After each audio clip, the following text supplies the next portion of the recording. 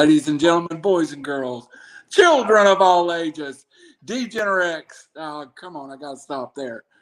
This is Randall, Howie, and Jeremy. This is the podcast that is 3 months in the making. This is a podcast, one broken neck, one football season, and one car wreck from it was supposed to come on. We'll be back real quick with the wrap-up show. But we're back finally. So let me bring in my friends to the show.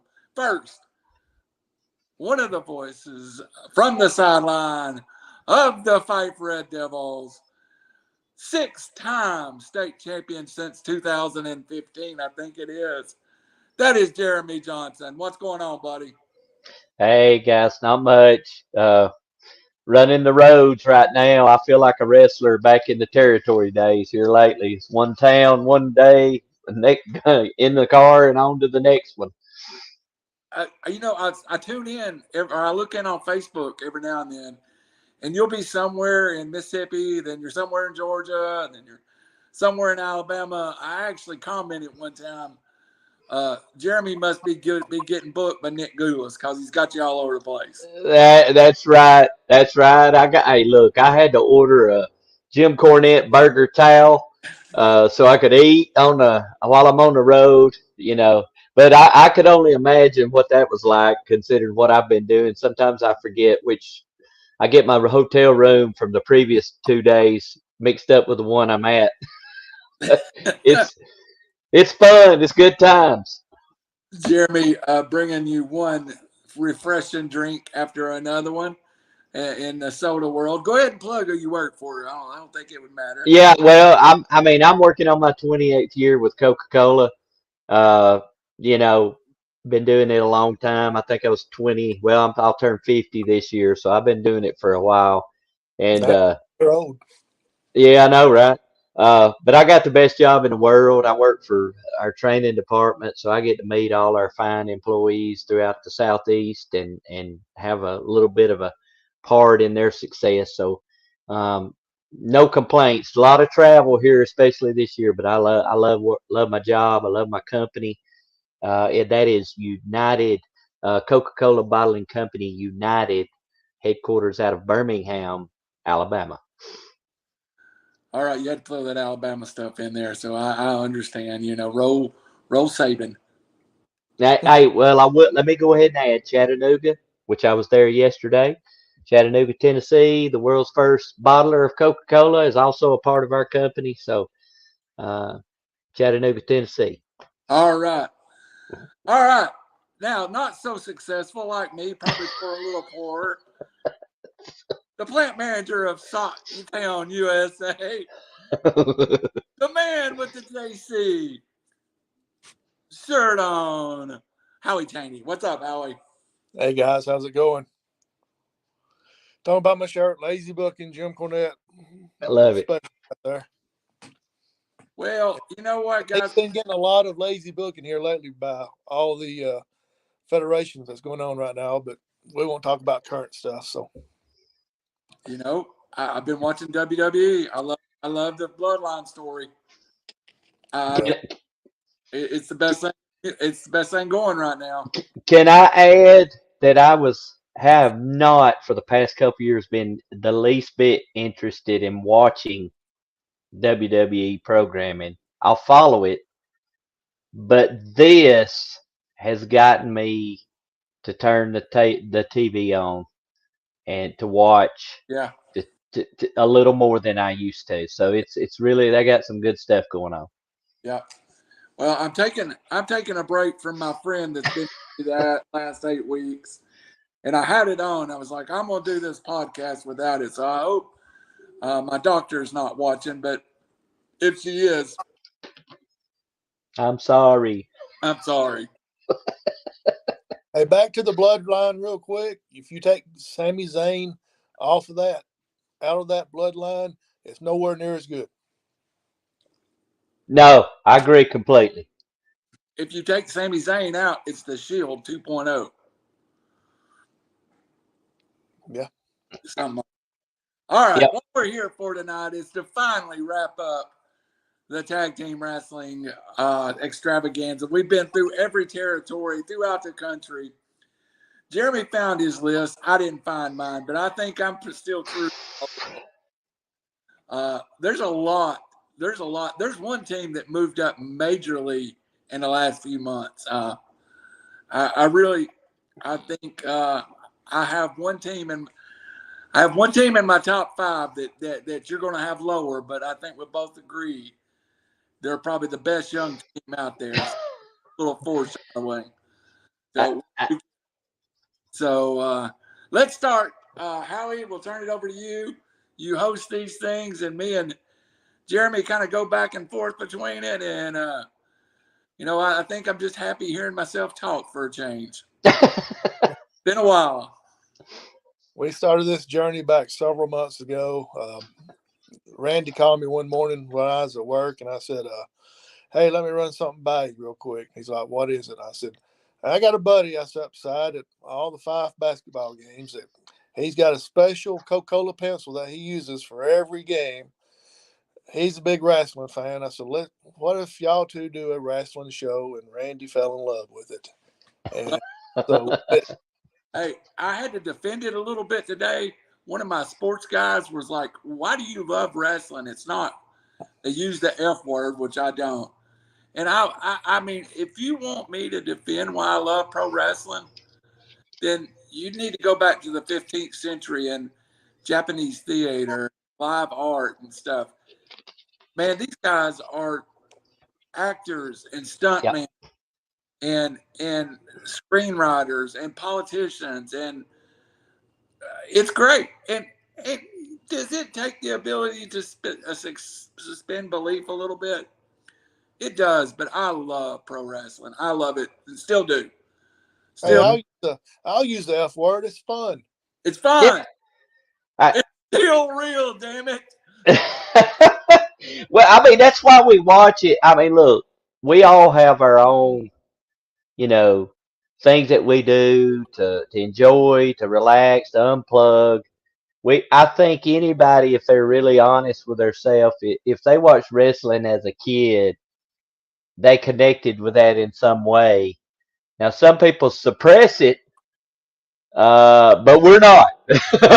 We're still connected to it, and I reflect. I feel like a kid, 12-year-old kid, 10-year-old kid. We start watching wrestling. It's different now than it was then, but still enjoy it. Before we go into this, you hit on a magic word, and I think it's so correct to this. It's an entertainment field, and it's fun. Mm-hmm. And I don't consume everything that's out there, and we just talked about we don't consume the same things. I like Japanese wrestling. I love it. I watch New Japan every week. I still got up on January the 4th at 3 a.m. to watch the Tokyo Dome live, and I love it. I love it so much. So, and you will hear some people from Japan on my list. How he fires up. By the way, if you're not checking RiverCity-Media, and I just started this week, I am posting a classic wrestling segment every day that somehow ties to Chattanooga, ties to Alabama, ties to Georgia. I posted a segment of Ric Flair giving a promo in Chattanooga the other night. The first one was Andre the Giant at Memorial Auditorium with Harry Thornton on call. It was great. Gosh, Harry Thornton, man. Wow. So let me go to something real quick before we start this. We all got these naysayers and doubters that talks about they don't like wrestling and it's not real or whatever you want to say. I'm sorry, but if you're these people that watches these shows, these soap operas, these nightly 30-minute shows, it's the same thing with wrestling. Hey, It's entertainment. I love young Sheldon, but you know what? Jim Cooper's not an astrophysicist. He's playing more astrophysicist. He's playing one on TV. So Right. So tonight we've got the top 25 tag teams of all time from anywhere. If you saw them in a local Memorial Auditorium, if you saw them at the DeKalb Theater in Fort Payne, they can be on this list. So with that being said, with there being 25 of them, we're going to zoom through 25 through 11 pretty quick. My next story, I had to boot up, man. I'm sorry. So it'll be 25 through 11 pretty quick. And then 10 through 1 we'll have discussions on. You want to do when we do 25 through 20? Yeah, we're going to start 25 through 20. Okay. 25 through 21, then 20 through 10 or 11, and then go that way. So, Randy, kick us off with 25 through 21. You got. All right. I went old school, and I had to get some people in. First, at 25, which much debated. much debated in my house. I'm going to tell you, my 26th team is the Valiant Brothers. But my 25th is the Elite, and I did lump Kenny Omega in with the Young Bucks. But I have several three-man teams coming up. So I'm going to call number 25, Kenny Omega and the Young Bucks, the Elite. I did not put the Young Bucks on the list by themselves. Number 24, a shout out to The Rock, his uncles, Alpha and Sika, the Wild Samoans. And ironically, one spot in front of the Samoans, the Usos, Jimmy and Jay Usos. We were just talking about how great the bloodline was. I don't think if I'd done this list 6 months ago, I would have had the Usos in the top 25 tag teams of all time. But I think the bloodline stories has evaluated them or elevated them to the point that they are there. I'm going to have to stall a little bit. My phone just locked me out. Number 22, from the AWA, the only team to make my list that I would call pure AWA team, the Bruiser and the Crusher. Have to be just went around for years together, and I wonder how many beers those guys drunk together over the And number 21, another three-man team, and I'm going to be specific with who they are. They are David, Kerry, and Kevin Von Erich, the Von Erich brothers, before we tragically lost David in Japan and Kerry to suicide in Texas. But I don't know if I had the Von Erichs originally on my list. But how can you have the Freebirds and not the Von Erichs? So I had to get the Von Erichs on my list. So, and if you haven't watched it, Dark Side of the Ring on YouTube now about the Von Erichs, it will break your heart. Also being shot right now, the Von Erich movie, Zac Efron is playing Kevin Von Erich. I know that much. I know MJF, AEW World Champion, is Lance Von Erich. And you can Google the rest of them, but I just found it ironic that MJF, the best promo in the business, is playing the one Von Erich who really wasn't a Von Erich and was the worst promo in the history of pro wrestling. So, the fake Von Erich. Fake Von Erich that couldn't talk. Yeah. There's my 221. All right, Jeremy. What about your All right. 21?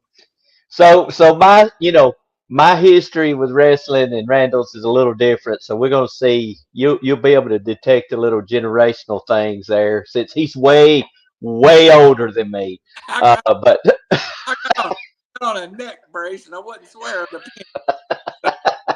so I mean, anybody wearing a neck brace has got to be older than I am, right? Hey, it's my salute to Bobby the Brain Heenan. There you go. All right, so 25. I did dig a little. I went back through my notes, and I base a lot of this on just my feelings. So, 25, Giant Baba and Jumbo Tsuruta.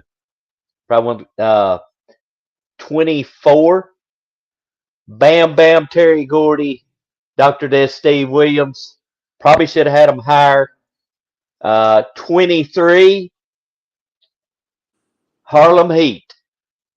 I almost left them off, and I thought, wait a minute, I can't. This is my era here. Harlem Heat. 20. See, 22. Probably should be higher. Edge and Christian. You can't leave out some of the others we will name without those two. And then at 20, 21. here's where we start. 21. Yes. Okay. Jay and Jimmy Uso. I think they're great workers, but the bloodline, this storyline is fantastic. And There then we go. finally, Hold up. that's right. That's it. So y'all actually had one tag team in there that was actually in the top 25 or 25 through 21 being the Usos. And I'm surprised that y'all had both of those in there at that pretty close to being at the same ranking. Yeah. Yeah. I will say this for his list. He may be foreshadowing very far up a couple of mine in his 21 through 25. I say this. There's 2 of my top 10 in his 21 through 25. Okay. Interesting. Let's hear your 20 through 11, Randy. All right. I ought to put it on something other than my phone. All right. Number 20. I wrote Beer Money, AMW, America's Most Wanted, James Storm, either with Robert Roode or Chris Harris. Do whatever you want. They're my TNA team, and they are by far, to me, the best TNA team that's ever existed.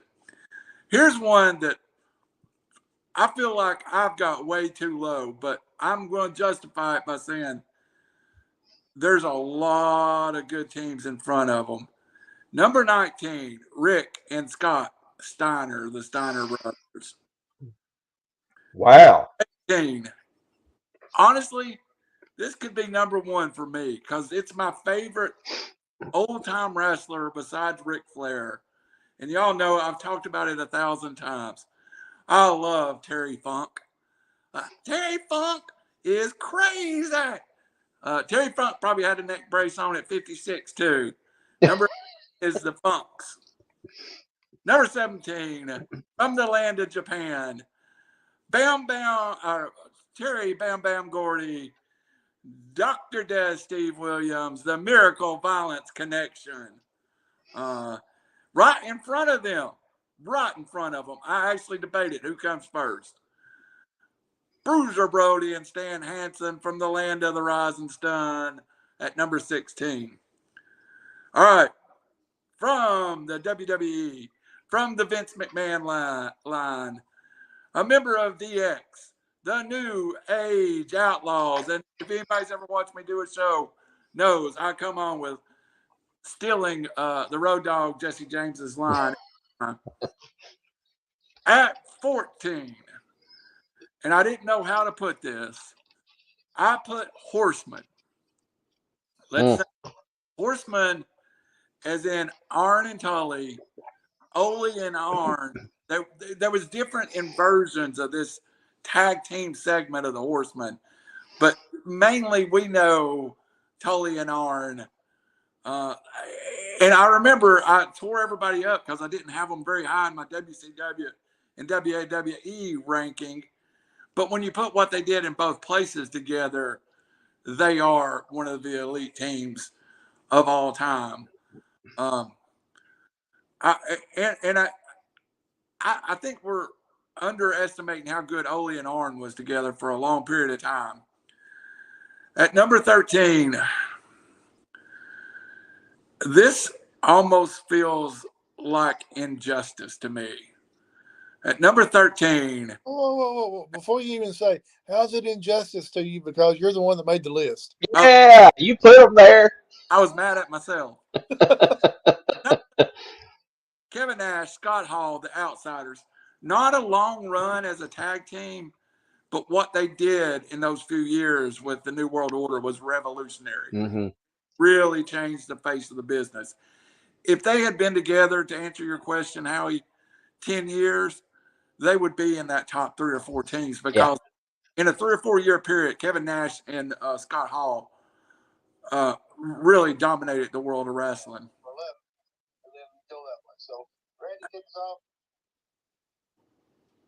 Number 12. Here's where Jeremy's gonna look at me and he's gonna go, "Wow, you got them too low." The British Bulldogs. Davey Smith was probably the best worker. The Dynamite Kid, great worker. Number 11, and again, I debated these two. Again, I don't know if I was thinking family or not. Number 11, Jim the Anvil Neidhart, Bret the Hitman Hart, the Hart Foundation, just on the outside of my top 10 looking in. Not bad at all, Jeremy. What do you think about that?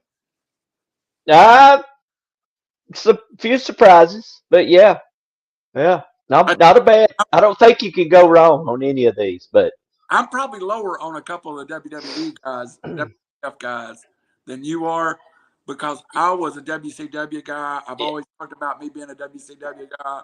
I'm an NWA guy. Yeah. I didn't grow up watching the British Bulldogs and the Hart Foundation. It was the Attitude Era before I ever tuned into the WWE. Yeah. So I started my history with the WWF, Stone Cold and Chris Jericho and The Rock. So one quick question: you had the Outsiders in there with Hall and Nash. Did they ever win a tag team championship?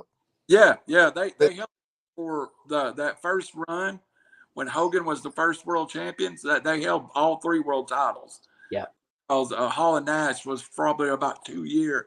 Probably 2 years is too long. 18 months, I'd say. They couldn't get those titles off of Hall and Nash and Hogan, and it kind of become the NWA runs wrestling. It runs the WCW. So also, you're right. I think there were a 2-time world tag team champion, and that's probably as high as you can put a 2-time world champion, in my opinion. Right. All right, Double J. All right. At 20, I'm gonna throw a tag team in here, and I regret that I didn't or was not able to watch them more. Of course, I can always go back, but I'm gonna put the Briscoes, Mark and Jay, at number 20 because what I have watched of those guys, incredible. I love the persona. They were pillars of ROH, and so maybe that's sentimental. I don't know. I think they're legit. I think they translate into any era, and I've got them there. I'll tell you right now, they're probably in Randy's top 10. So yeah, we ain't got them too low. Go ahead. I probably got them way too low. All right, number 19, the Briscoes, Jack and Jerry. I got them here. Didn't watch them a lot, but they were legit athletes, college wrestlers, tough guys. Jack was a world champion. He was the world champion on his own. So I had to put him in there. Do you remember me saying I've got 5 extra teams I couldn't put in? Number 20 is Jack and Jerry Briscoe. There you go. It says Briscoe's NWA, Briscoe's ROH. So yeah. Yep. I like the former better than the latter. There, I like the Briscoes, Mark and Jay, much better. But I've watched them. I never watched Jack and Jerry. So 18, Nikolai Volkov and the Iron Sheik, and here's why I put them on here. I hated them. So did America. America hated them. 1984. Who was hated more than Nikolai Volkov and the Iron Sheik? And not only that, they were not only waving flags, but you had to listen to Volkov sing the Russian national anthem. Who could be hated even more anymore? So I got those there. 17, and this is I've got the Freebirds. So when I say the Freebirds, I'm saying collectively Bam Bam, Buddy Roberts, Michael P.S. Hayes, and I'm throwing Jimmy Jam in there also. because they were innovative. One of the first tag teams to use music, and the Freebird rule. Where did it come from? Came from these guys. So got them there. Number Also, 6. first repeat of somebody, Terry Bam Bam Gordy. You've had him in Yeah, the Violence yeah. Collective. Terry Bam Bam Gordy is super underrated. 16. My brother Dory. Terry and Dory Funk. You can't leave off a tag team list without Terry and Dory Funk. Huge in Japan. I watched some matches, and that crowd goes nuts for Terry and Dory. Number 15. This is probably one of my newer. This is probably the most recent tag team. FTR. Got FTR on there because they're technicians. They're old school. They remind me of Tully and Arn. And I don't know why in the heck they hadn't got the AEW tag team titles. I do not understand.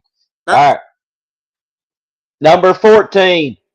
And the only reason I put them on here, and forgive me for saying this, maybe the FCC or whatever won't shut us down, but I have the Acolytes on here. Why? Because they were just badass. They just kicked people's ass.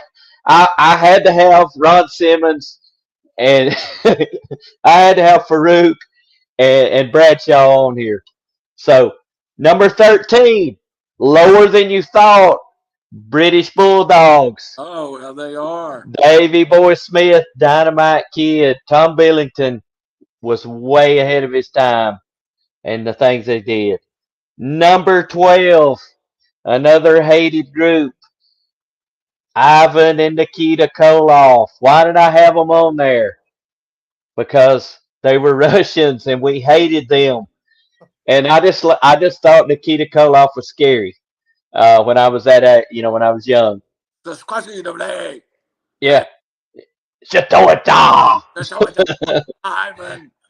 Yeah. So you had to love them. I mean, heels. Number 11, this is where we overlap a little bit. New Age Outlaws. Attitude Era. Big deal. Multi-time tag team champions. Road Dogg could talk. That other guy could flex. But what are they calling him now? I don't know what they're calling him now. Daddy, Daddy ass. I mean, he's still in the wrestling business. I have to admit, you just threw the first one out. I went, oh, wow, I whiffed. And that is Ivan and Nikita Koloff. I whiffed. They're not, they would have been probably right where you had them ranked, right outside the top 10 I thought of them. Well, that's me and my Crockett wrestling consumption. I probably watched more Crockett wrestling than I did WWF. Be honest with you. Yeah, I just missed that one, and that's embarrassing because I was actually working for the WCW and WA when Nikita was there. So yeah. So both of y'all had the Funks in there, which basically for me is Terry Funk. He's in the top 25 in the tag team, and he's got to be in the top 25 in individual as well. Well, I'm going to defend Dory before you go any farther. We are too old to remember Dory as a world title holder. Dory held the NWA title 5 years. That's crazy. 5 years without losing it. So if this would have been, and that was in the late 60s, early 70s, if that would have been now and you were a 5-year champion, you would have been a 13 or 14-time champion because they'll take a belt off of you. Yeah. I also think you make a good point. I think Dory being so unathletic looking and being bald at 30 years old, I mean, it really takes away as us. The first pictures we have of Dory Funk is in his 30s and he looks 78 years old. Yes. I really think that hurts his what you were talking about there, Howie. But also you got to look at Terry. He wasn't the best promo, but he had that distinct voice that everybody loves to mock. Yep. You egg sucking dog. Yeah, he feuded Dusty Rhodes, Rick Flair, uh, all the ECW guys. Then went to the WWE, retired multiple times. Do y'all remember when he come back to the WCW after like a 5-year retirement and power drove Flair on the table and Yeah. some neck and out of the blue, he was a commentary that just, and then of course one of the greatest gimmick matches of all time, Jerry Lawler, Terry Funk, empty arena, Memphis, Tennessee, Yeah. and Lawler beats him when he breaks like a jagged piece of wood off in his eye, and he actually kayfabe blinds Terry Funk, and it becomes like a lifelong feud. And the Funks owned a territory in Texas, and every time Terry needed to make a little money, he'd fly up to Memphis, wrestle Lawler, and then fly back home. So yeah, he made a little money out of Memphis. Mm-hmm. All right, guys, we're heading into the top 10. We're going to alternate between Randy, you'll go with number 10, then Jeremy, you go with number 10. All right, Randy, you're number 10. I'm gonna tell you, you're gonna probably hear some repeats, and all I can say is this is the team I grew up on. I saw one at 15 years old. It's the first time I saw him wrestle. I grew up. Michael Hayes was 19 years old the first time I saw him wrestle. Wow. Terry Gordy is literally mine and your ages. We lost him so many. Let me pause this. We lost him so many years ago. Yep. But Terry was born in 1961. I'm born in 1966. Yeah. Terry is 5 years older than me.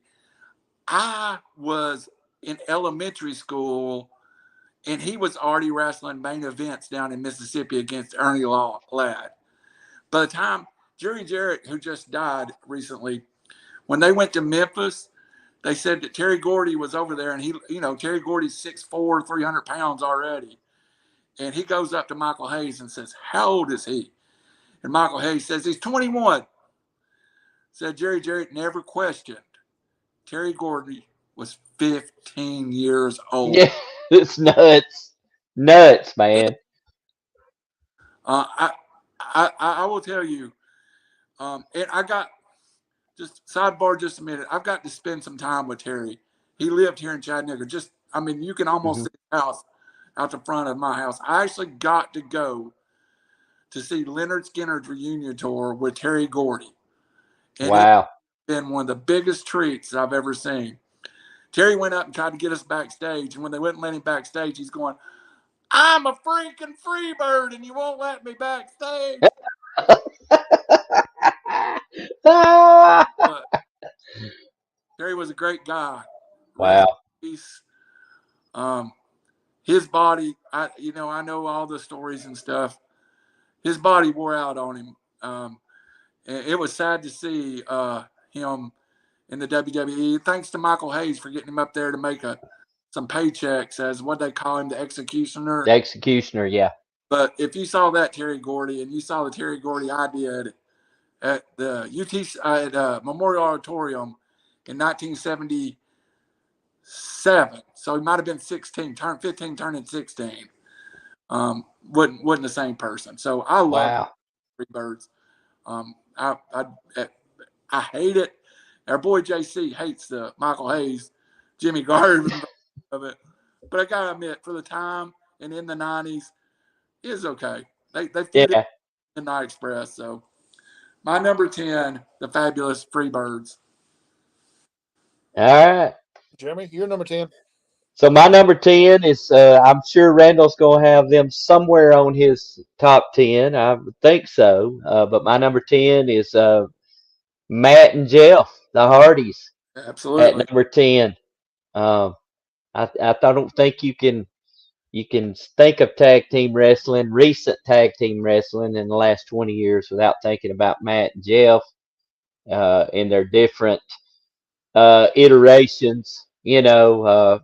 Even we get into the delete and all that. Brother Nero, um, there's still. Actually saw where Jeff or Matt had tweeted a picture of him hugging his brother, and I think it said something like soon or whatever. So, Jeff's had his problems, and I think anybody with any sense is rooting for somebody, and so I got to have them in there. The Hardys, I always loved the Hardy boys, um, for sure. Don't they? I'm sorry about that. I've kind of stayed some music. Don't they have to bring them back to AEW and put the world title on them at some time? World I, tag. Finish the story. I mean, I think I would like. I know me personally, I would like to see them with the world title one more time, Yeah, whether it's AEW or uh, Impact. Heck, who knows? They may end up back in WWE again. But if they go that route, they're not going to put the titles on them for sure. But FTR Hardy Boys. I'm waiting for it. I mean, I'm not opposed to it. Uh, obviously age has caught up with them. Obviously they don't move like they used to. I know they got a lot of criticism and probably a lot of criticism from Jim Cornette for some of the stuff they did in AEW there. Of course, he criticized any of the extreme wrestling, but he fell off a scaffold one time, so I don't know what he's complaining Yeah. about all this extreme stuff.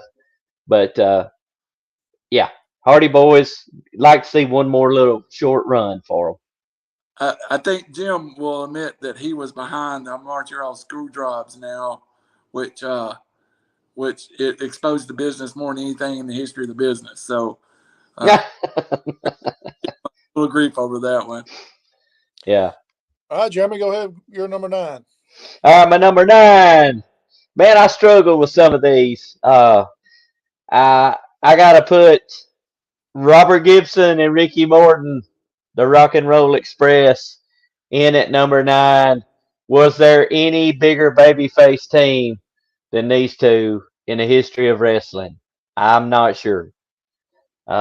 If you watch old Jim Crockett wrestling, if you see some of those things, that crowd goes nuts Right. for Robert Robert Gibson and Ricky Morton, and just that was part of me. I remember those guys. Remember the feud with the Russians, and you think, there's no way they can't beat those guys.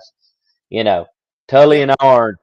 They weren't very big, No, There wasn't very no, muscular either. Let me. no. Yeah, I agree with you. Robert Gibson, though, however, is a big man. Robert Gibson is probably 6'2", 210. Yeah, Never dreamed it because everybody was so big back then. But yeah, they were tiny for their era. I would tell you, I think that the Rock and Roll Express would tower over the Young Bucks. yeah. No, I would agree with that because I've watched some of the teams and I see them when I think, man, those guys are small, and then I see them stand beside someone else. I'm like, oh, maybe they're not that small, you know. Yeah, Randy, you're number 9. Reach for the sky, boy. Oh, he's got 'em. Ah, them boys. Look, I almost was thinking about Jay Briscoe today, and I'm not going to take up the show, but my wreck occurred at this. My wreck that I'm sitting here with a neck brace on happened within days of Jay Briscoe's wreck, and Hmm. we were both with our daughters. Hmm. The daughters are both. My daughter has been dealing with some concussion symptoms, but doing great. I have a broken T2 vertebrae, and we joke about it or stuff, but I am a blessed man compared to Jay Briscoe, who lost his life with his daughters just taking them to school. But Jay and Mark were banned from AEW. They were banned from WWE. They did eventually go to TNA. Jay made some comments, apologized for them, and profusely said that he was trying to be a heel when he made them, and was trying to heel on Twitter, and then apologized. I'm just going to close this up by saying that behind the scenes, the two roughest guys in the sport are praised as good Christian men, good fathers, good husbands. These two guys did it different. They went independent. Mark Briscoe's now in AEW. That's probably the biggest contract they ever did. Mm-hmm. They made six figures every year. They ran a chicken farm with their dad legitimately. Different kind of life. Maybe the last territory wrestlers that ever existed were Mark and Jay Briscoe. 13-time ROH World Heavyweight Tag Team Champions. Mm-hmm.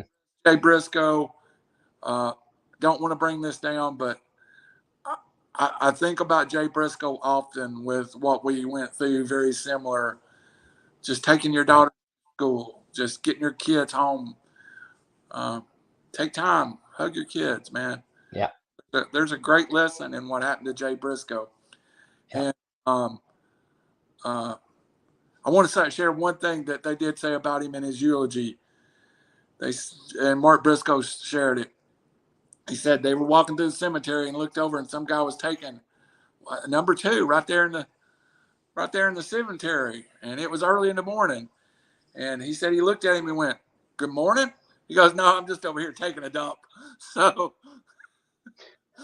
that was Mark Briscoe laughed so hard that it just shows you how what their personality was. So rest in peace, Jay Briscoe. Yep. All right, Randy, go ahead with your number 8. My number 8, and I did have their music keyed up before that. Then I realized I was going to do 2. Number 2 is Harlem Heat, the of the late WCW run. Stevie Ray, Booker T. Booker T went on to such a great career, but they were WCW tag team, greatest slip up maybe in wrestling history. The WCW made some huge mistakes. Shockmaster, all that stuff. Booker T calling Hulk Hogan bad live on TV. Google it, and you can look at Booker T and he goes, "Oh, I that out loud," and it's hilarious. They worked great together. Stevie Ray decided to cut his career short. He did come back with what was his name up in the WWE, big guy. He did come back for a little while, but it just never was the same. Stevie Ray without Booker T is just not that. And my favorite WWE match, it was in a grocery store. Stone Cold Steve Austin versus Booker T. Booker T comes down the shopping thing, rolling on it, and he falls off the end of it. And he's just mouthing at Stone Cold. It's hilarious. Booker T was classic. And now, can we not mention sensational Sherry Martel, the late talking about Booker T? Yeah. All right, Jeremy, you're number 8. All right, so we're getting down to it right here, but I think my aforementioned team would not be complete without mentioning the other. And at my number 8, I have the Midnight Express, and we will go ahead and include that with Bobby Eaton, Loverboy Dennis, and then throw in Sweet Stan Lane with Jim Cornette.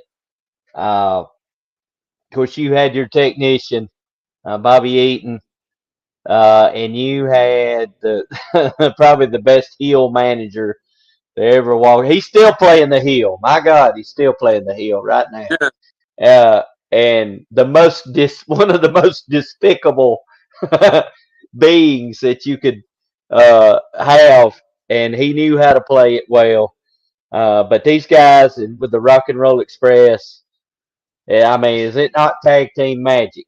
The feud between those two, um, just the things that they did, being involved in the scaffold match with the Road Warriors, um, just I mean, you got to have them. If you're tag team, they can't be anything but a top 10 team, in my opinion. Pop Mid South, Pop Yes. Memphis, Pop Carolina, Pop Hmm. WW, and then later he takes Stan Lane and puts him with Tom Pritchard, and they kind of dominate Smoky Mountain. So yeah, I agree with you. Yep. You Yep. might name again somewhere. Yep. All right, Randy, you're 7. My number 7. I got a whole music thing going on, and I'm not going to break it. And it really was. How high was I going to put these guys? Because I think when their career is over, they're number 1. Best tag team going right now. Could walk back to the WWE and make $1 million. Yep. I love the theme. Kind of a salute to Jim Cornette and the Midnight Express. Yep. As if I don't want to give a spoiler out there, but if you haven't watched AEW last night, watch AEW. The return of FTR last night. Hmm. Dax and I don't even know what they're going by now. Actually, Cash. Yes, Cash and Dax. They just know how to work. I Yep. don't know, as over as they are, and if they re-sign with AEW, I think it's going to be hard for AEW to keep them together as a team. They may be a singles run in there for both of them in the near future. If you remember, Dax worked while Cash was hurt, worked a few singles, Yep. and they were off the chart good. So Yep. Dax and Cash, the FTR, and I could have went higher with them. Yep. Matter of fact, I probably regret not going higher with them. Yep. Let's go higher with number 6. Just barely over them. And I don't know how they can't be over them just a little bit. Former ECW World Tag Team Champion, former WWE, WWF World Tag Team Champion. Funniest storyline that you've never watched is Bubba Dudley trying to stutter his way first years of being in ECW. I love it. And if you don't know, there's a whole family of Dudleys in the ECW Yes. that you could go watch, and it is hilarious. But I just saw an interview today where Bubba Ray said, there's a lot of stuff out there about him and Devon having heat. And I know Bubba Ray can be kind of over the top, but Bubba Ray, when he was finished talking, I don't think there's ever been a problem between him and Devon. I just think they wanted to do different stuff in life at this point. Hmm. So I give the Dudley boys, and you could go higher with them any way you want to go. Yep. All right, Jeremy, you're number 6. My name is Bubba Ray. All right. I have actually missed my number 7 there, guys. So I think we've got out of sequence there. So my number 7, I had number 8, Midnight Express, number 7. And I just put them here because of the way they made me feel when I was a young man watching them. Axe and Smash, Demolition. Now, we all know, hey, Road Warrior knockoffs probably watched Mad Max. Vince McMahon watched, Road Warriors or the movie. And, but those guys were, you know, Edie was a veteran, had a very successful career as what? Tell me, Randall, what was his name? The superstar, the mass superstar, Bill Superstar, Edie, the Mongo. huh? Before he was the mass superstar, he wrestled as a mongrel character where he had Yep. this ponytail, and he lost a loser league town match. Traded cars in the old North Carolina territory. Traded cars, showed up at TV with a mask on and never took it off, and nobody ever Yeah. known he was Yeah. below the mongrel underneath. So these guys were, I loved it. One of my favorite things to see was when another team that might get mentions a little later was in the WWF, and they faced off in a 6-man, and I can't remember who their partners were at that time, but I thought, wow, that's what you wait on. So Action Smash, Demolition, number 7. You want me to go ahead and get my number 6, Howie? Yeah. Okay, so at 6, I had to throw these guys in here, and the reason I did is because if you watch their matches in Japan and you see the response of the crowd when these guys came out, I mean, it's just unbelievable to me. It just took, yeah, every time I watch it, I'm like, wow, those guys were, I got to have them in here. Bruiser Brody, Stan Hansen. You can't have that. I mean that. I just remember that watching those matches, and when they come out, and Brody's throwing that chain or whatever it was, and Hanson's got the bull the bull rope with the bell. It was what a response from those guys. For those guys, There wasn't a whole lot of wrestling moves when they hit the ring. It was all just a beatdown. yeah, and I loved it. I mean, it suited them. So, Bruiser Brody, Stan Hansen. I think you need to go one more by getting Skip because I only got 5 left. Yes. Oh, okay. Okay. So at my number 5, I guess I'll pick up where Randall left off. Bubba, Bubba Ray and Devon, the Dudleys. Wow. What a team and what characters. And I didn't catch on. I knew the WWE and the Impact or TNA version of the Dudleys, and then went back to those ECW to see those. Man, so good, so With good. Spike Dudley and Big Richard Dudley and Yeah, uh, well, of course he wasn't called Richard, but you know what I'm getting at. So my favorite was in WWE, I guess, was when when Bubba Ray powerbombed Mae Young. That's his face. I don't know what it was about it. But he had that lost, faraway stare, and I loved it. he went into like a trance or like Yes. out of his mind. Hey, And hey, and by the way, throw Stacy Keebler in there and roll Tide on that. hey, forget when they went to TNA and formed the Aces and Eight, which Yep. is the best TNA storyline ever. And the crazy thing is Bully Ray is still wrestling in Impact, still wrestling in NWA, and he's just a good heel, man. Yeah, I mean, old school. old school. We're at number 5. Who wants to go next? I'll jump in and let Jeremy have 5 after me, because he did a real good job on 5.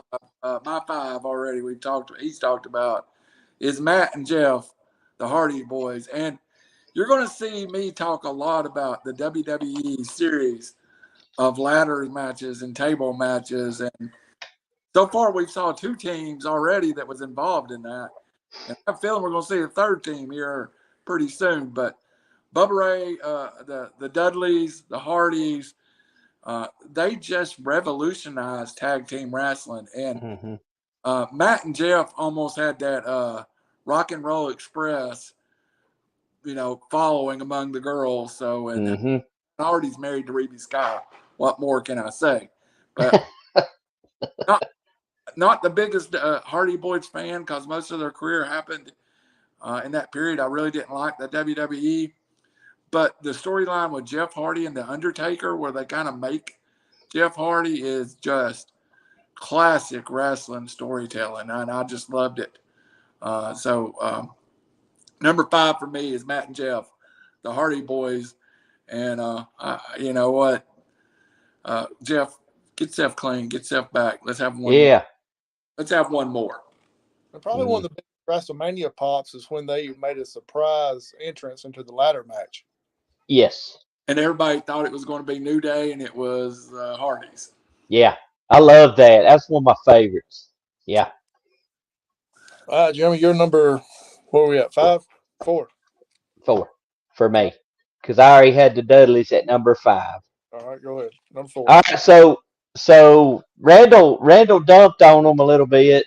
I got them. I might have them a little higher than I should, but I got to put it number 4. Rick and Scott Steiner, the Steiners. Uh, Here's why. I feel like they were different at the time. They came out and got the headgear, got the bright colored singlets. Well, I mean, let's just think about it. When was that not the first time you saw a 270-pound man do a Hurricane Rana?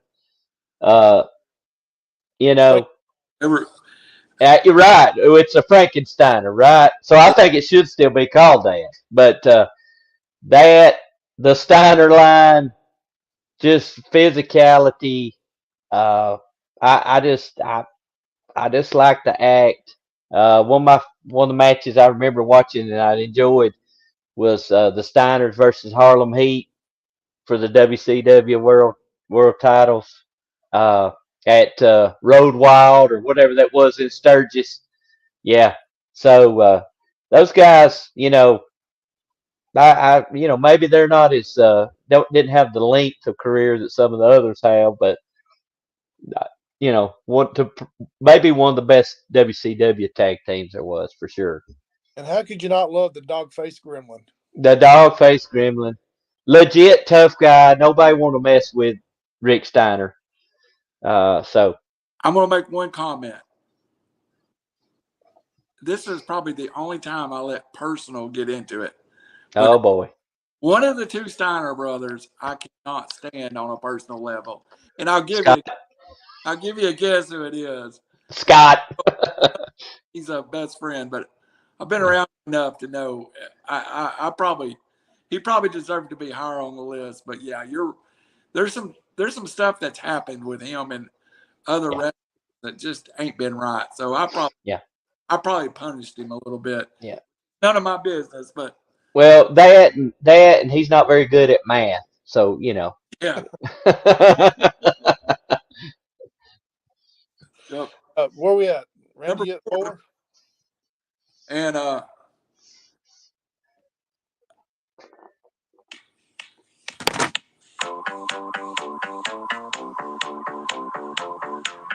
Mama Cornette's favorite team. Loverboy Dennis, Beautiful Bobby, The Midnight Express. Yeah.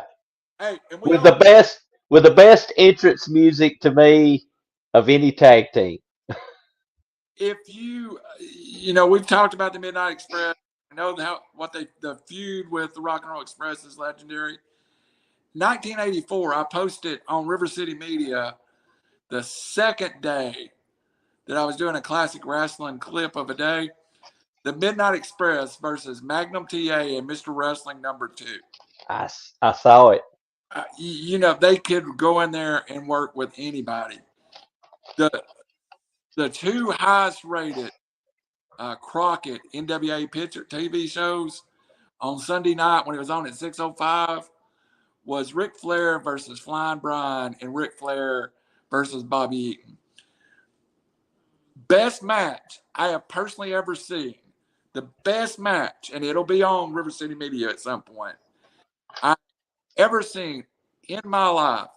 Clash of Champions season beating UTC Arena, Ric Flair, Barry Windham versus the Midnight Express. Yeah. Best match I've ever seen. Barry Windham and Bobby Eaton were so good, you felt like they was in there playing around, and was just so great. So favorite match, and I'd be a miss. Jim Cornette drives me crazy, and he makes me laugh.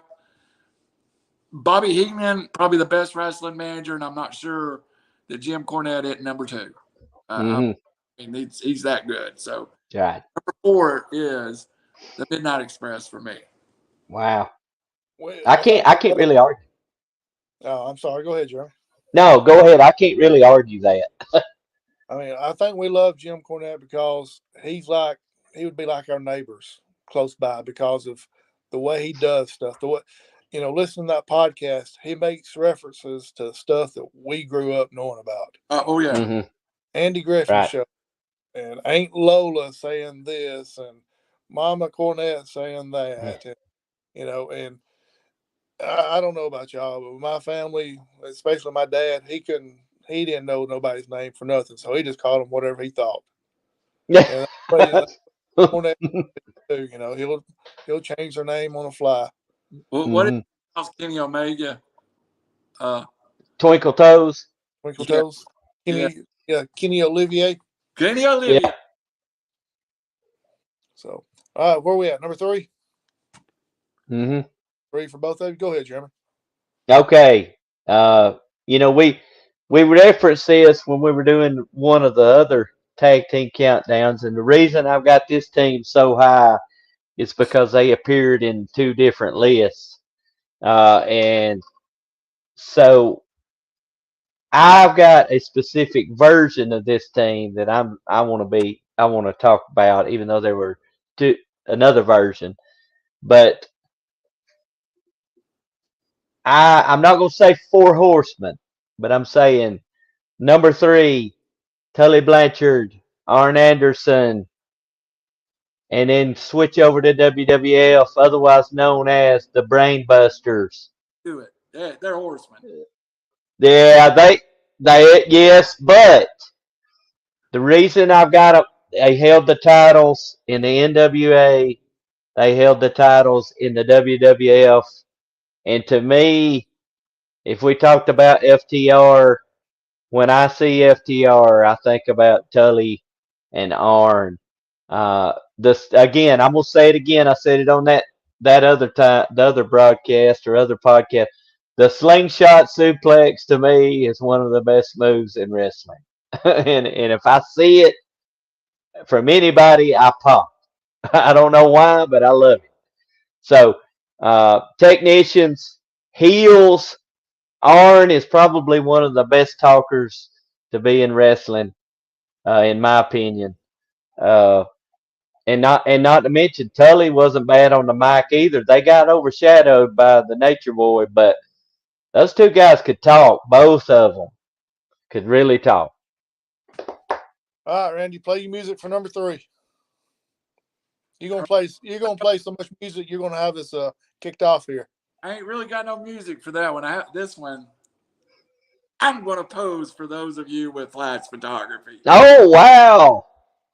Wow. Are you serious? Or you got them really at number 3? Yes, I really do. And Wow. I know when I had them at number 1 in the WWE, when we did our WWE, they were my number 1 team in WWE history. And I think they are the greatest team in WWE. Wow. They are a 10-time WWE Tag Team Champion.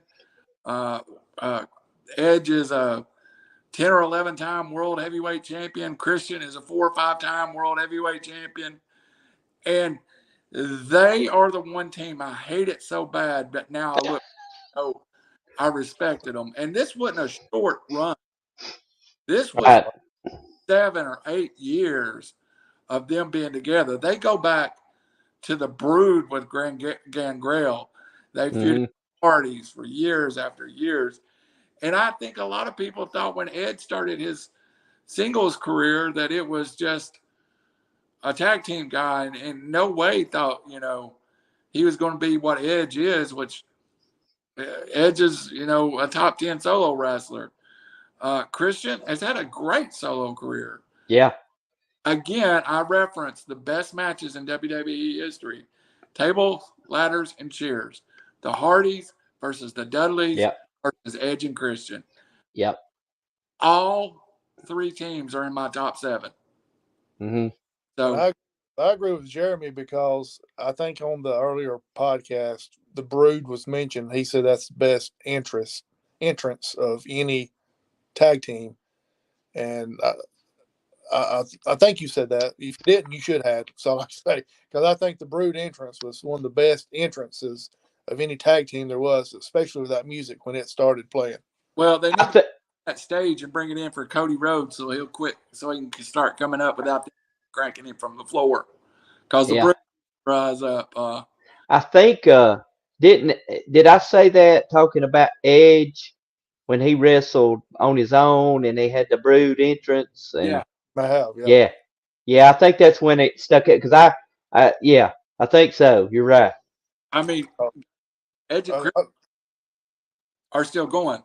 Last pay per view, Christian was in one of the last 3 or 4 matches of versus Jungle Boy in a Buried Alive match. At WrestleMania, it's probably going to be Edge in a very high profile match. I think what I read is got him in a match with maybe Seth Rollins or something to that effect. Well, Finn Balor. Finn He's Balor. he's yeah. Yeah, So to me, I about both the guys, and I think I think I've got them way too low. But when you start talking about them individually, Christian, the little what he's had going on with Jungle Boy and some of those promos he cut, he is a he's a freaking awesome heel. I mean that he did about his mom yeah. talking about. I mean that's good. He's got that smug.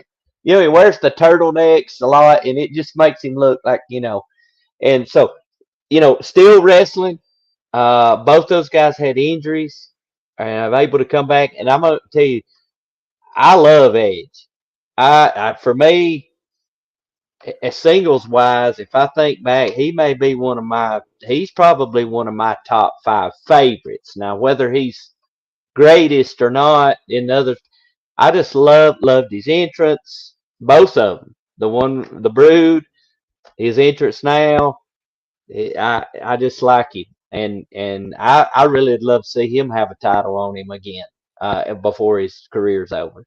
you was talking about Christian and his turtleneck and all that. If I'm mistaken, they said he wore a turtleneck at Revolution for the match, but they had the sleeves cut off. Yeah. Really, Yeah. that's good. It's good. I love it. I have Edge and Christian, I know completely high, but they are to me the best WWE tag team to ever exist. And I mean, I bumped it up right when I was doing my list, and I cannot find another team to put over them. So I held on to my Edge and Christian at number 3. Yep. All right, Jeremy, you're number 2. All right, number 2. And I don't think again, I don't think you could have a 25 list without having this team on them. And I kind of go back to where I connected with them as a young man or as a preteen anyway. Uh, You're still a young man then. I was still a young man, yes. Well, back Uh, then, you was a young man back then. Yeah. Jim the Anvil Neidhart, Bret the Hitman Hart, with the Mouth of the South, Jimmy Hart, that version, the Hart Foundation, I have at number 2 because I love the feuds. I love the feud with the Bulldogs. I love the feud with Demolition. They actually won the titles off of the Bulldogs, if I'm remembering correctly. Oh, And they had the Danny Davis deal with the referee and all that. That was just really good.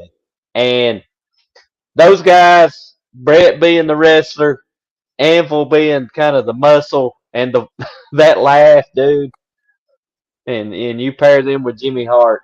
I just thought they were special for that time period, and that was when I was really watching and invested the most in WWF wrestling. And I remember that storyline with Danny Davis and the referee distinctly, and so that's why I have them where they're at. did we not almost flip Edge and Christian and the Hart Foundation?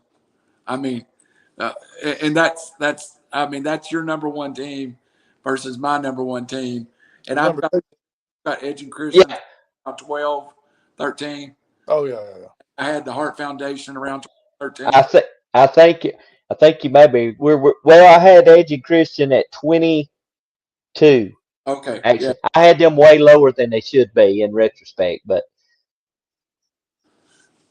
All right, Randy, go ahead. You're number two. I can't say the Hart ain't good. They're just not. I hate it.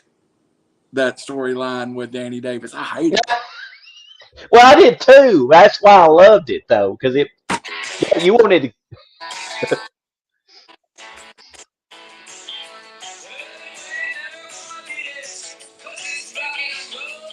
And I'm going to stop it right there and tell you why I have them number two. And I'm going to tell some stories. Jim Crockett Promotion in North Carolina was big enough that they run A and B towns. To the B towns, they would send Ric Flair versus Dusty Rhodes, Tully versus Wahoo McDaniels. Just, star-studded show. The B show, they would put Pistol Pez Watley versus Jimmy Valiant. The Raging Bull, Manny Fernandez, may be wrestling some jobber. But at the top of the B show was always one thing, the Rock and Roll Express. And drew the A team. No team, not even my number one team I'm gonna talk about, has had a more wide-based popularity for as long as the Rock and Roll Express does. Now, there's only two teams, and I've been inside the arena when both of them I've been there. And I've seen Edge and Christian live, and there's only two teams that make the hair come up on my arms because it will be so loud. You can be backstage and identify the who it is going out. Because when the Rock and Roll Express came out, you were going to have your ears hurt with girls screaming at the top of their lungs and shouting. And Ricky Morton is the best, and I say it again, the best seller in pro wrestling history. Ricky Morton, as JC says, about got him killed a few times.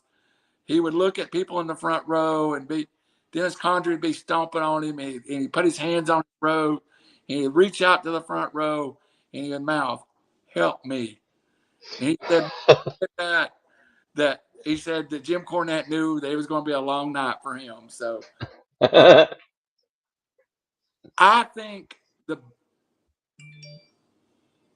purest underdog babyface tag team in wrestling history. I would agree with that completely. I'm a big fan, but I love what they did is all the money. So I'll be honest with you. I was rooting for the Russians back in those days just because I love Nikita Koloff. Yep. And I love to see the Rock and Roll Express get beat. I remember when I think it was Rick Rude and Manny Fernandez took the titles off of them. I was ecstatic. I was like, yeah, finally real men. I'm 12, 13 years old, but I was like, and so. So Randall, what about this? It blew my mind, and I didn't know this because I didn't follow it. But what about them feuding with New Jack and what was his partner in Smoky Mountain? Yeah, New Jack and Mustafa Muhammad. Mustafa Muhammad. So how crazy is that? Yeah. It's you take these guys that from the '80s, and then you got those guys, and they're feuding. So New Jack and Mustafa Muhammad versus the Rock and Roll Express. Do you remember even when they went into the Hall of Fame, Ricky Morton thanked Kevin Nash, who everybody thought they hated each other, but Kevin Nash had kept the Rock and Roll Express pertinent for 10 years while they wasn't on TV by dogging Ricky Morton in all kinds of shoot interviews, and he actually stopped his Hall of Fame interview, found Kevin Nash, and went, "Hey, brother, I want to thank you too." And Kevin Nash had done nothing but dog Ricky Morton for decades. So even when y'all went over to South Flair's last show, it wasn't the same version. But I guarantee you, just the fact it's the Rock and Roll Express, Todd Morton, Robert Gibson, Ricky Morton, it's still the Rock and Roll Express. Yeah. Yeah, I mean, you had Robert Gibson there with them. He was hobbling a little bit, but it was neat to see Ricky Morton with Kerry's his son in the ring, and Ricky. I mean, my goodness, for a guy, I mean, he's 60 some odd years old, and he still moved really well How at would that age. them to take a Kerry Morton who works great and find him a Robert Gibson and just AEW or somebody go Rock and Roll Express 2, or Don't put two behind it. I don't like anything that they put the new or two or call them, put them Ricky Morton as their Robert Gibson as their manager and call them the Rock and Roll Express. I yeah, just it'll be a great show and nostalgia yeah. almost. One guy that pops off the top of my head is a couple of years ago. You could have took Frankie Kazarian and put him with Kerry Morton and really done something great. Yeah. But that's Who? and I'm not the biggest fan of the Rock and Roll Express. It's just hard for me to have them anywhere but there. Mm-hmm. All right, Mr. Jeremy, you're number one. I would have you. My number one. I have a sneaking suspicion it might be the same as Randall's You just want to go at the same time. because they haven't showed up on either of our lists first. All right, let's just 3, time. 2, 1, name it. The Road. The Road Warriors. Yes. I'm going to start because my favorite part of watching the Road Warriors when they were in Crockett and when I was watching is when they would come in and they would beat the jobbers before Iron Man stopped playing. Yeah. They're throwing them out of the ring. I mean, they've got a doomsday device already executed before Iron Man stopped playing. I don't know what it was about those guys, but the physicality, the muscles, the look, everything about them. Here's the thing I like. They didn't have to have a title. Mm-mm. They were an attraction to me, just like Andre was an attraction. Maybe not, you can't really compare them, but to me, they were attraction. If there's a card with the Road Warriors, it doesn't matter who they're wrestling, you want to go see it, to me. The only reason I didn't agree with you about the Brood was the Iron Man entrance for the Road Warriors, it being the greatest one, because you could be backstage, and I swear it was like a college football game. It was a feeling that you felt what it was. You knew it was the Road Warriors going out. I have a picture somewhere on my Facebook. I'll try to post it of Hawk and Animal standing in Memorial Auditorium when they were in Georgia Championship Wrestling as the National Tag Team Champion. Just had been, I doubt they'd been wrestling a year. And their makeup is blue, and it's kind of crazy, but I know we've ran long, so I'll just say this about the Road Warriors. AWA, NW, WWF, tag team champions, and nobody has done that in singles, in tag team, and I know their championships gave by promoters, but guess what? Those promoters want to make money, so that's how hot the Road Warriors were. So, Randall, am I wrong? Weren't they tag team champions in Japan? Yeah, they were IWGP, and I think they were actually Triple Crown champion. I think for AJ, I think they were in both IWGP or New Japan and All Japan. So, they had huge careers separately over there too. yep. They kind of had a falling out at one point, and they went away in Japan. And Hawk had his team, and Animal had his team. But you know what, man?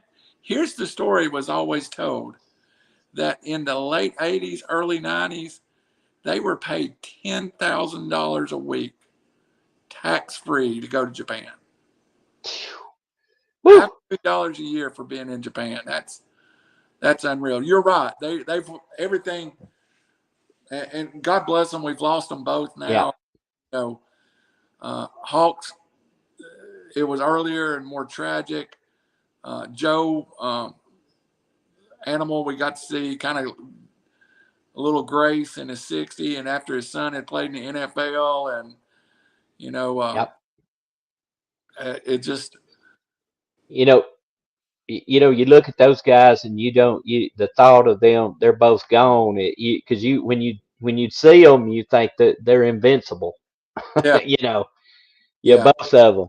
And And there's a Jeremy, if you haven't seen it, and I think it's going to be tomorrow's classic clip of the day on RiverCity-Media, big AWA pay-per-view in Chicago White Sox football stadium or baseball stadium, and the semi-main event.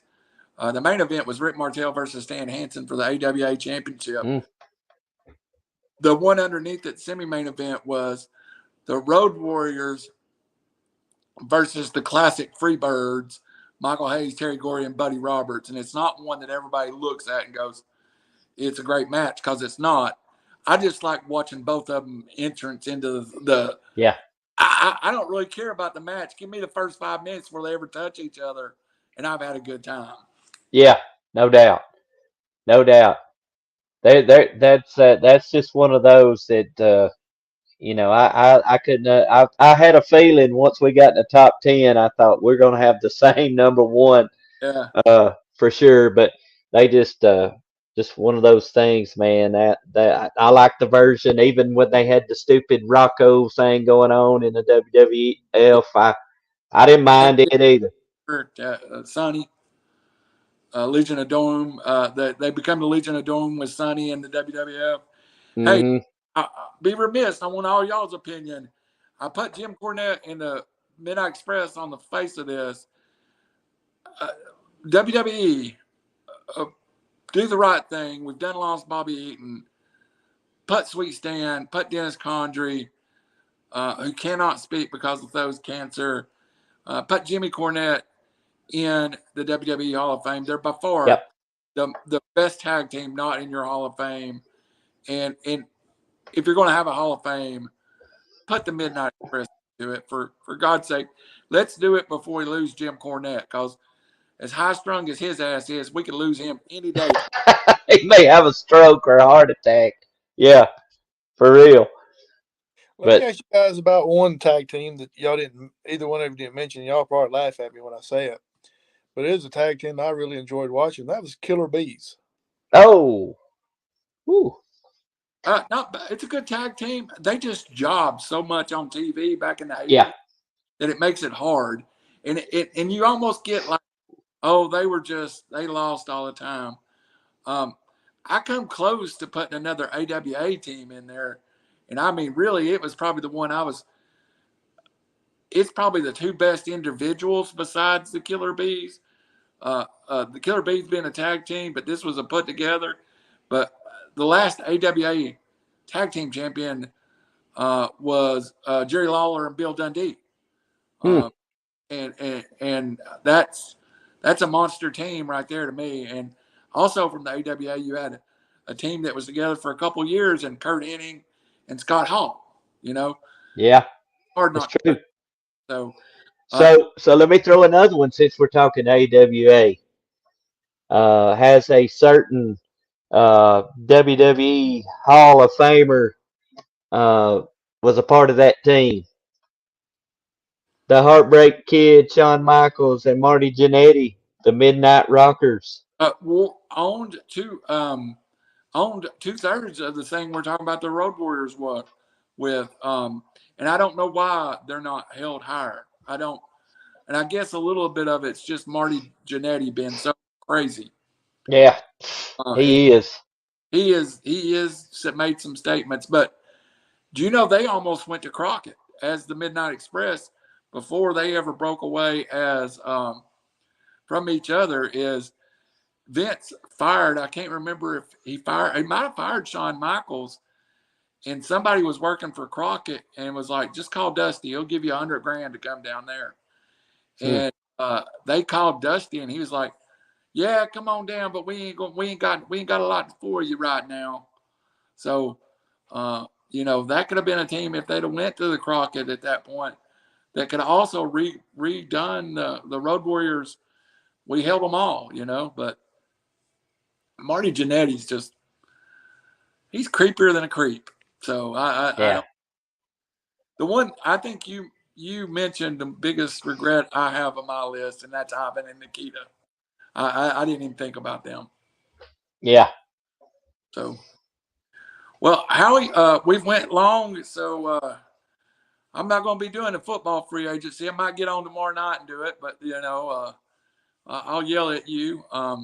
This has been good. We need to get back on track. I think we need to come up to date a little bit with some storylines as we head into WrestleMania season. Yeah. And kind of recap for everybody where everything's at. And, AEW has really lost some momentum to me, but they've done one right thing, and that's putting MJF at the top of that card. Yes. Just recently, I believe he retired Bryan Danielson. Who I think that may have been Bryan Danielson's last match because it was coming.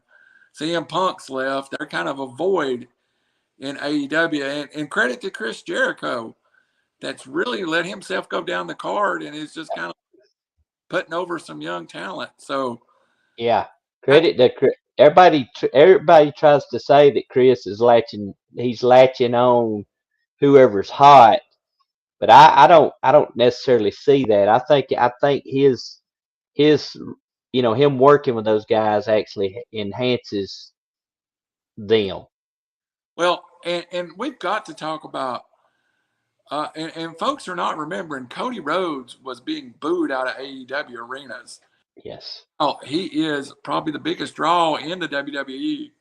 They've done a good job with Cody Rhodes up there and getting him over. And I don't know how WrestleMania ends, but I fully expect the WWE title to be on Cody Rhodes in the next few months. So I don't know if you guys saw it. I'll share it with you after. I don't know if you saw the exchange between he and Roman, and I think that was the first exchange between the two on last. It was good. It was freaking good. It was real good. Everything that Cody Rhodes has done since he's been in WWE has been great. Either him and Roman, like you said, on SmackDown Friday night, or what was a couple of weeks ago when it was him and Paul Heyman out there. Mm-hmm. I mean, everything with Cody's been great. Cody is I've never made a secret of it. Cody is my favorite wrestler going right now, and I hate that he's in the WWE, but I turn on the WWE to watch Cody Rhodes still yet today. And Cody, I think they got ridiculous in AEW, and Cody can deny it. But Brandy on every poster, and it became the McMahon family South with the Rhodes and AEW, and it almost I think the best thing he did was take himself out of that situation. And I love Cody, and somehow they're going to split the titles, and Roman's going to end up being a world champion. Cody's going to end up being a world champion, and they'll go run their brands. But I don't know which time. I do know, not the World Heavyweight Championship, but the WWF title has to be on Cody Rhodes to finish this storyline.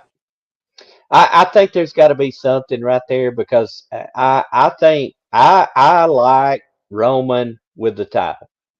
Great. I think it's fantastic. I think it's still good. I mean, Sami Zayn has really made that thing more than what it was, but it was still dang good in and of itself. So I'd like to see a surprise, maybe where they split those.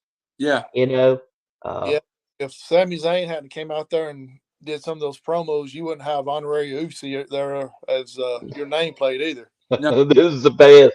But I loved it. His facials, the Sami Zayn, and I said this. I told some folks at WrestleMania when he did that and I think that was the first show we did, guys, was talking about the last year's WrestleMania, and what he did with that group from Jackass.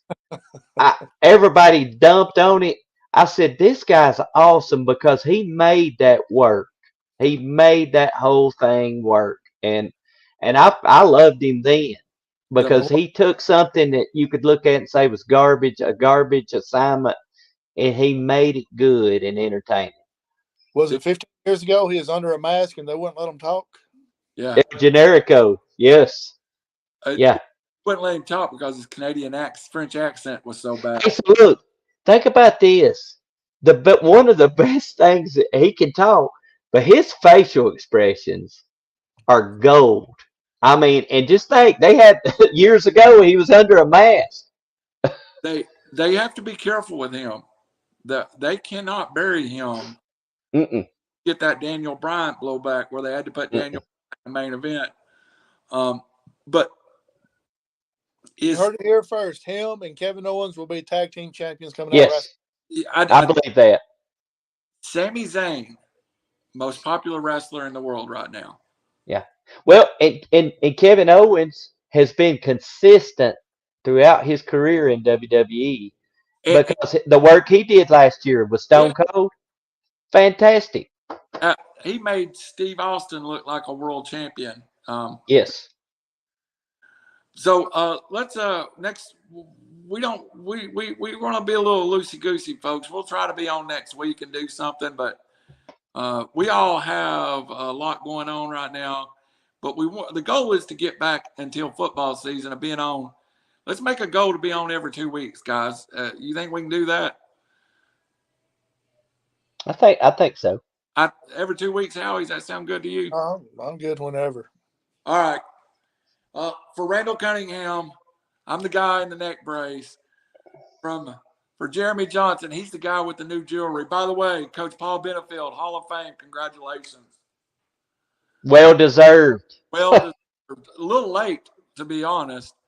And for Howie Chaney, good night. Wrestling's still real to us, and we'll see you down the road.